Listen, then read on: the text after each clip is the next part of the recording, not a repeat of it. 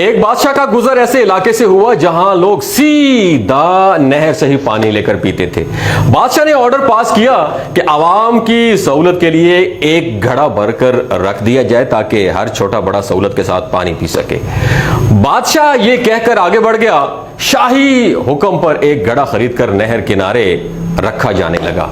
تو ایک اہلکار نے مشورہ دیا کہ یہ گھڑا عوامی دولت سے خرید کر شاہی حکم پر یہاں نصب کیا جا رہا ہے، ضروری ہے کہ اس کی حفاظت کا بندوبست کیا جائے اور ایک سنتری کو چوکیداری کے لیے مقرر کیا جائے۔ سنتری کی تعیناتی کے حکم ملنے پر یہ قباحت سامنے آئی کہ گھڑا بھرنے کے لیے ماشکی کا ہونا ضروری ہے اور ہفتے کے 7 دن صرف ایک ماشکی یا ایک سنتری کو نہیں پابند کیا جا سکتا 24 گھنٹوں کے لیے۔ بہتر ہوگا کہ 7 سنتری اور 7 ہی ماشکی ملازم رکھے جائیں تاکہ باری باری کے ساتھ بلا تعطل یہ کام چلتا رہے۔ ایک اور اہلکار نے اپنی اوپینین دی، اپنی رائے دی کہ نہر سے گھڑا بھرا ہوا اٹھا کر لانا نہ تو ماشکی کا کام ہے اور نہ ہی سنتری کا۔ اس محنت طلب کام کے لیے 7 بار بردار بھی رکھے جانے چاہیے جو باری باری روزانہ بھرے ہوئے گھڑے کو احتیاط سے اٹھا کر لائیں اور اچھے طریقے سے اس کا ڈھکنا بند کر اوپر لگا کر بند کر دیں۔ ایک اور دور اندیش مصاحب نے مشورہ دیا کہ اتنے لوگوں کو رکھ کر کام منظم طریقے سے چلانے کے لیے ان اہلکاروں کا حساب کتاب اور تنخواہوں کا نظام چلانے کے لیے منشی رکھنے بہت زیادہ یعنی اکاؤنٹنٹ رکھنے بہت زیادہ ضروری ہوں گے۔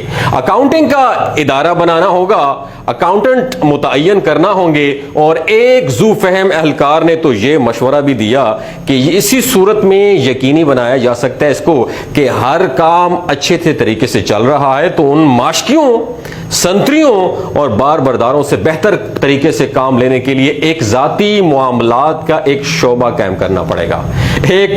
اس کے ساتھ ایک اور مشورہ بھی سامنے آیا ہے کہ یہ سب کچھ ٹھیک ہو رہا ہے مگر ملازمین کے درمیان لڑائی جھگڑا یا کوئی زیادتی ہو جاتی ہے تو اس کا ان کے درمیان صلح صفائی کون کرائے گا؟ ایک بہت بڑا سوال تھا کہ کام کو بلا تعطل جاری رکھا جائے۔ اس لیے خلاف ورزی اور اختلاف کرنے والوں کی تفتیش کے لیے قانونی امور کا محکمہ بھی قائم کیا جانا چاہیے، ایک ادارہ قائم کرنا چاہیے، اور ان سارے محکموں کی انشاء کے بعد ایک صاحب کا یہ مشورہ آیا کہ ان سارے انتظام پہ کوئی ہیڈ بھی مقرر ہونا چاہیے، ایک ڈائریکٹر بھی تعینات کر دیا گیا۔ اس کے بعد 1 سال بعد دوستو بادشاہ کا اپنی رعایا کے دورے کے دوران اس مقام سے گزر ہوا تو اس نے دیکھا کہ نہر کنارے ایک عظیم و شان عمارت کا وجود آ چکا ہے جس پر لگی روشنیاں دور سے نظر آ رہی ہیں۔ عمارت کا دبدبہ آنکھوں کو خیرہ کرتا ہے۔ عمارت کی پیشانی پر نمایاں انداز میں ایک بورڈ لگا ہوا تھا۔ دوستو جانتے ہیں وہ بورڈ کون سا تھا؟ اس بورڈ کے اوپر لکھا ہوا تھا وزارت انتظامی امور برائے گھڑا۔ دوستو بادشاہ اپنے مصاحبین کے ساتھ اندر داخل ہوا تو ایک الگ ہی جہان پایا اس نے۔ عمارت میں کئی کمرے، میٹنگ رومز اور دفاتر موجود تھے۔ ایک بڑے سے دفتر میں آرام دہ کرسی پر ایک پروقار معزز شخص وہاں پر بیٹھا ہوا تھا جس کے سامنے تختی پر اس کے القابات لکھے ہوئے تھے۔ القابات کون سے تھے؟ اس پہ لکھے ہوئے تھے ڈائریکٹر جنرل برائے معاملات سرکاری گھڑا، یہ لکھا ہوا تھا۔ دوستو بادشاہ نے حیرت کے ساتھ اپنے وزیر سے اس عمارت کا سبب اور اس عجیب و غریب محکمے کے بارے میں پوچھا جس کا اس نے زندگی میں کبھی نام ہی نہیں سنا تھا، نہ دوستو کبھی آپ نے سنا ہوگا۔ تو وزیر نے جواب دیا کہ حضور یہ سب آپ ہی کے حکم پر ہوا ہے۔ آپ نے پچھلے سال عوام الناس کی فلاح اور آسانی کے لیے یہاں ایک پانی کا گھڑا نصب کرنے کا آرڈر پاس کیا تھا۔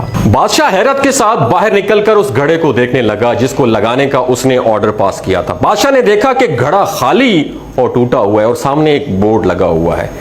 وہ بورڈ پتہ کیا لگا ہوا تھا؟ اس پہ لکھا ہوا تھا کہ گھڑے کی مرمت اور بحالی کے لیے اپنے عطیات یہاں جمع کروائیں من جانب وزارت امور برائے گھڑا۔